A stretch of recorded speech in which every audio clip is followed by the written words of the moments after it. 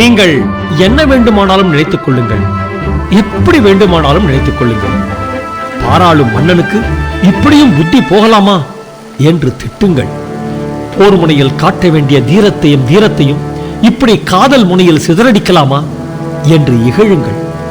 கிருஷ்ணா தீரத்திலிருந்து தாமிரபரணி தீரம் வரை பரந்த சாம்ராஜ்யத்துக்கு அதிபதியான ஒரு சக்கரவர்த்தி இப்படி பித்து பிடித்து அலைகிறானே என்று சிரியுங்கள். பரவாயில்லை, கிருஷ்ணா நதியில் இறங்கிய அந்த கணம் ஒரே ஒரு வெறிதான் என்னை பிடித்து ஆட்டியது. மறுகரையில் இருக்கும் சின்னாதேவியை எப்படியும் பார்த்தாக வேண்டும் என்ற ஒரே நினைப்புதான் என் சிந்தனையில் நிரம்பி இருந்தது. தெய்வம் எனக்கு துணை வந்த மாதிரி நதியின் வேகம் சற்று மட்டுப்பட்டிருந்தது. முழங்கால் அளவுக்கு நீரில் இறங்கிய போது ஒரு பரிசலும் துடுப்பும் கைக்கு தட்டுப்பட்டன.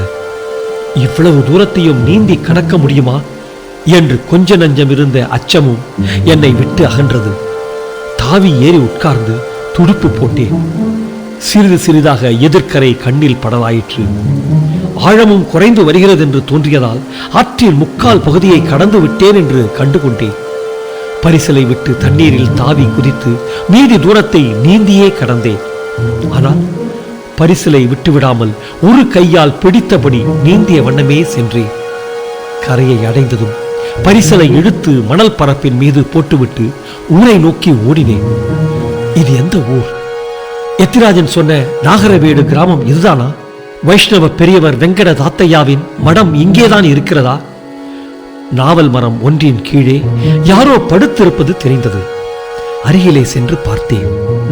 ஆட்டுக்கார பையன் ஒருவன் இடுப்பில் கட்டியிருந்த வேட்டியை சுருட்டி தலைக்கு வைத்துக் கொண்டு வெறும் கோவணத்துடன் உறங்கிக் கொண்டிருந்தான். அவனை எழுப்பி மடம் எங்கே இருக்கிறது என்று கேட்டேன். சாமியார் மடமா என்று முணுமுணுத்தவன் இந்த பக்கமா போ என்று கையை காட்டிவிட்டு மறுபுறம் திரும்பி படுத்துக் கொண்டான். ரொம்ப நன்றி தம்பி என்று நான் சொன்னதை கூட காதில் வாங்கிக் கொள்ளாமல் உறக்கத்தில் ஆழ்ந்தான். அவன் காட்டிய திசையில் நடந்தேன். இன்னும் எவ்வளவு வீட்டு கதவுகளை தட்டி விசாரிக்க வேண்டியிருக்குமோ என்று நினைத்ததற்கு மாறாக வீதியின் தொடக்கத்திலேயே மடம் இருந்தது. பழைய காலத்து கட்டடம். சுவரில் வெள்ளையும் சிவப்பும் கலந்த திருநாமம் மட்டும் பளிச்சென துலங்கி அது வைஷ்ணவ மடம் என்பதை தெரிவித்தது. கதவை தட்டினேன். கூப்பிடுவதற்காக வாயை திறந்தேன். ஆனால் என்னவென்று கூப்பிடுவது? சின்னாதேவி என்றா? பெரியவரே என்றா? தாத்தையா சுவாமி என்றா? எதுவும் தோன்றாததால் வெறுமே கதவை தட்டினேன். முதலில் மெதுவாக, பிறகு பலன் கிடைக்காததால் பலமாக. புராதான கதவு, அதற்கு மேல் தட்டினால் விழுந்துவிடும் என்று எண்ணிய சமயம் யாரோ எழுந்து வரும் ஓசை கேட்டது. கதவின் இடுக்குகளின் வழியே தீபத்தின் வெளிச்சம் கோடு கோடாக தென்பட்டது. யார் வந்து கதவை திறக்கப் போகிறார்கள்? திறக்கிறவிடம் என்ன பேசப் போகிறேன் என்பது எதுவும் புரியாமல் பித்தன் போல காத்திருந்தேன். கதவு திறந்தது. கையில் விளக்குடன் சின்னாதேவி.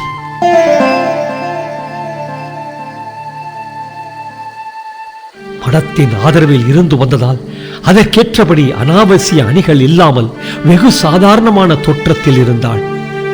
எனினும் ஜொலிக்கும் ஆபரணங்களை காலோடு தலை பூட்டிக் கொண்டிருந்தால் கூட ஏற்பட்டிருக்க முடியாத பிரகாசம் அவள் மேனியில் தவழ்ந்தது. யார் யார் நீங்கள் என்று வினவியவள் கண்ணிமைக்கும் நேரத்தில் என்னை அடையாளம் கண்டு கொண்டாள். சொட்ட சொட்ட நனைந்து கொண்டு வேட்டியும் மேல் துண்டுமாக நான் நின்றிருந்த போதிலும் அவளுடைய இதயத்தின் ஆழத்தில் பதிந்திருக்கும் உருவத்தை எப்படி அவளால் மறக்க இயலும்?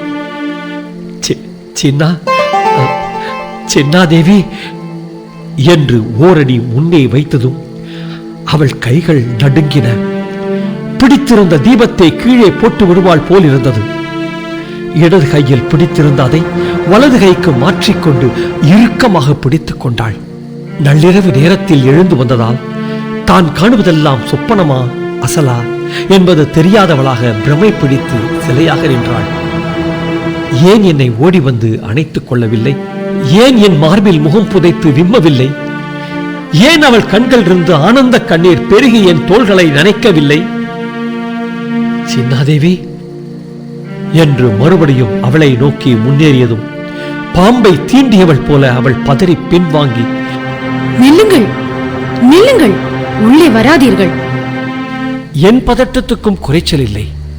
சின்னாதேவி, என்னை யாரென்று தெரியவில்லையா? இது என்ன இடம் என்று தங்களுக்கு தெரியவில்லையா? தெரியும், வைஷ்ணவ ஆச்சாரியாரின் மடம்.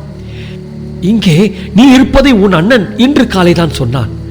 அதனால்தான் தண்ணீரை துச்சமாக மதித்து இருட்டை ஒரு பொருட்டாக நினைக்காமல் நீந்தியே வந்திருக்கிறேன்.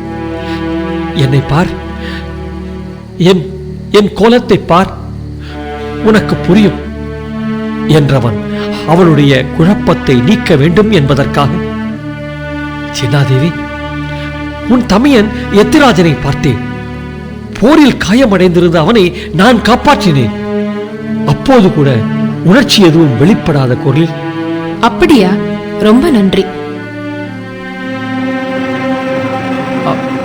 உனக்கு தெரியுமா சின்னாதேவி, எத்திராஜன் நம் காதலுக்கு அங்கீகாரம் கொடுத்து விட்டான்.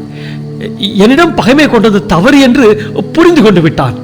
மிக்க மகிழ்ச்சி சக்கரவர்த்தி என்றாளே தவிர, நான் உள்ளே நுழைவதற்கு அனுமதியாதவள் போல வாசற்படியிலேயே வழி மறித்தபடி நின்றிருந்தாள். இனிமேலும் பொறுப்பதற்கில்லை என்று தீர்மானித்தவனாக அவளை ஒதுக்கிக் கொண்டு உள்ளே புக முயன்றேன். வராதீர்கள் சக்கரவர்த்தி. தங்கள் தாய் மீது ஆணை, இது துறவிகளின் புனிதமான மடம். சக்கரவர்த்தியே ஆனாலும் சாட்சாத் எம்பிரானாகவே இருந்தாலும் அத்துமீறி வரக்கூடாது என்றாள் சின்னாதேவி நம்ப முடியாத கண்டிப்புடன். ஏன் சின்னாதேவி, ஏன்? எந்த புனிதமான மடத்தை காட்டிலும் புனிதமானதல்லவா நம் காதல்? அதை தடுக்கும் சக்தி உலகத்தில் எதற்கு உண்டு? இதற்கு உண்டு என்றவள் தன் மேலாடையை சற்று ஒதுக்கி விளக்கை தூக்கி பிடித்து தனது வலது புஜத்தை காட்டினாள். பிறகு இடது புஜத்தை காட்டினாள். அங்கே சங்கும் சக்கரமும் பொறிக்கப்பட்டிருந்தன. ஆனால் எனக்கு அது அதிர்ச்சியை தரவில்லை. முதல் முறையாக தலைநகரில் காயத்ரி இவளை பார்த்துவிட்டு வந்த போதே தெரிவித்த தகவல் தானே. சின்னாதேவி இப்போது சாந்தமான குரலில் பேசினாள். சக்கரவர்த்தி, இப்போது நான் தேவரின் அடியாள். ஸ்ரீவில்லிபுத்தூர் வடபத்திரசாயி கோயிலில் ரங்கமன்னார் ஆலயத்தில் தேவதாசியாக ஊழியம் செய்பவள். மனிதர்களை காதலிக்கும் உரிமையை என்றைக்கோ இழந்துவிட்டவள். இல்லை, அந்த உரிமையை நான் உனக்கு மீட்டுக் கொடுப்பேன். சர்வ வல்லமை படைத்த பேரரசரே ஆனாலும் அந்த அதிகாரம் தங்களுக்கு கிடையாது. ஒரே ஒருவருக்குத்தான் உண்டு. யார் அவர்? ஆச்சாரியர் வெங்கட தாத்தையா.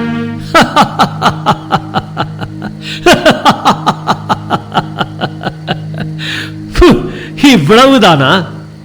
நானே அவரை கேட்டுக்கொள்கிறேன். எங்கே அவர்?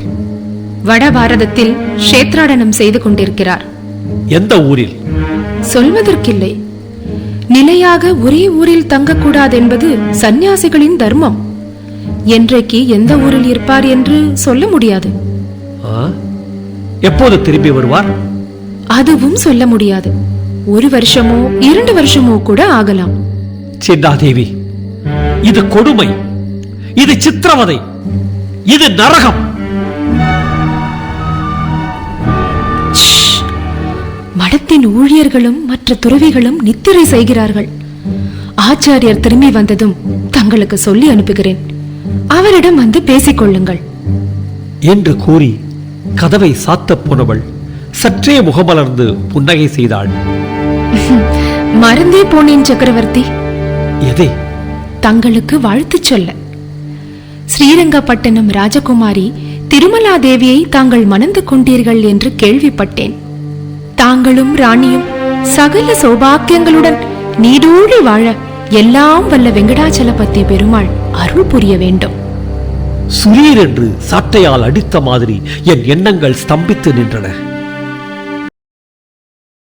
சோ இந்த சேனல் உங்களுக்கு பிடிச்சிருக்குன்னா லைக் பண்ணுங்க, கமெண்ட் பண்ணுங்க, ஷேர் பண்ணுங்க, சப்ஸ்கிரைப் பண்ணுங்க. அப்படியே பக்கத்தில் இருக்கிற இந்த பெல் ஐக்கானையும் கிளிக் பண்ணுங்க. ஓகே, ஒலி புத்தகங்கள் மட்டுமில்ல, சிறந்த கதைகள் வீடியோ பிலிமாகவும் நிறைய நாடகங்கள் தியேட்டர் பிளேயாகவும் இந்த சேனல்ல வரப்போகுது. இந்த சேனல்ல நீங்க பார்க்கிற யூடியூப் சேனல்ல நீங்க பார்க்கிற பகுதிகள் உங்களுக்கு பிடிச்சிருந்தா என்ன தொடர்பு கொண்டு என் கூட பேசலாம். என்னுடைய மொபைல் நம்பர் 9841153973. இதுக்கு மேல இவ்வளவு ப்ரோக்ராம் நாங்க செய்யறோம் இல்லையா, இதுக்கு ஏராளமான பொருள் தேவைப்படுது, பொருட்செலவு இருக்கும். அதனால நீங்க இதுக்கு ஏதாவது கான்ட்ரிபியூட் பண்ண விரும்பினீங்கன்னா என்னுடைய ஜிபே நம்பர் 9841153973. எனக்கு என்னுடைய வாட்ஸ்அப் நம்பர்ல ஒரு சின்ன இன்டிமேஷன் கொடுத்துட்டு நீங்க உங்களுடைய நீங்க கொடுக்கிற ஃபண்டை எனக்கு அனுப்பலாம். தேங்க்யூ.